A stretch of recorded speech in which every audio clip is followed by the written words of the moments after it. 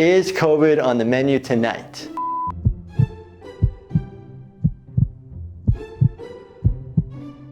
Are you starving for interaction after a season of quarantine? Many people are heading into reopened restaurants and bars, eager to sit down for a meal they didn't cook at a place other than home. As COVID-19 cases soar in nearly half the US states and crowds at some restaurants are reflecting pre-pandemic levels, you might be left wondering, is COVID on the menu tonight? According to reports by the FDA, coronavirus does not transmit through the consumption of food and drink, the way that other germs might. Again, coronavirus is transmitted mainly due to respiratory droplets, which means you can even get sick just by talking to somebody infected with COVID-19. So just how safe are you during that romantic waterfront dining Tinder date? Today, I'm going to be discussing just how safe it is to go out to restaurants. What are the risks? And if you do decide to go adventure out to eat, I'm going to go over all of the safety precautions that you should take before, while you're dining, and after. Hey everyone, I'm Dr. Jordan Wagner. I'm a board-certified emergency medicine physician, and on my show, I answer your urgent medical questions and clear up myths about certain deadly diseases. If you haven't already done so, please make sure you hit the subscribe button and turn your bell notifications on. That way you are notified when I post a new video. Restaurants are clamoring to remain financially stable as the COVID-19 pandemic progresses. Most states have ordered restaurants to suspend all in-dining activity and only offer their carry-out menu. Some states' alcoholic beverage commissions are even temporarily suspending alcohol licenses in an effort to enforce CDC social distancing protocols. Some US states, however, are slowly allowing food establishments to resume in-service dining with COVID-19 safety restrictions implemented. Before you go, before running off for your boozy brunch with all your friends, check your local, state, and community orders on dining out and ask yourself some of these important questions. Number 1, are you or anyone in your party over the age of 65 or at risk for severe illness, or still believe that COVID-19 is a conspiracy theory? The risk of getting COVID-19 increases with age, certain medical conditions, and the lack of intelligence, which we're still waiting on the official report on. Number 2, are you and everyone in your party all on the same page and follow the CDC's COVID-19 safety measures? Wearing a mask, washing your hands, and keeping 6 feet distance. If your friend Karen is an anti-masker, perhaps she should sit this one out. Number 3, assess the current outbreak level of coronavirus in your community. If your community is making headlines as a hotspot, brunch can wait. When you're going out to eat, the CDC suggests that you call ahead not only for reservations, but to confirm that COVID-19 safety measures are being followed. When calling the restaurant, ask if servers and staff wear face coverings and if seating follows social distancing requirements. Restaurants and bars must follow state and local health orders, but the use of CDC safety measures may vary between establishments because owners are allowed to make adjustments based on the community needs and the reopening phase. Also, ask if it is possible to arrange call-ahead seating or even pre-order your meal so it's ready for you when you arrive.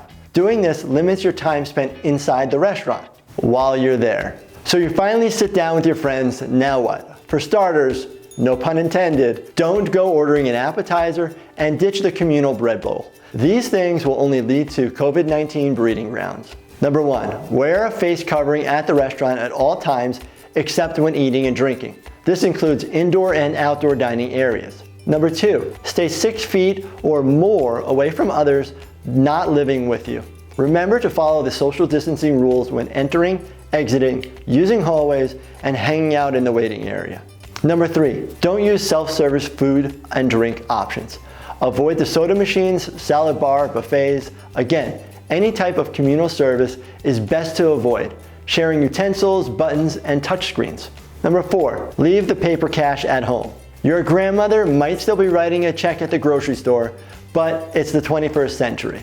Pay with a credit card or some type of smartphone contactless payment method. Number 5, okay, bathrooms. A recent study published in Physics of Fluids reports the dangers of using a communicable bathroom during COVID-19 pandemic.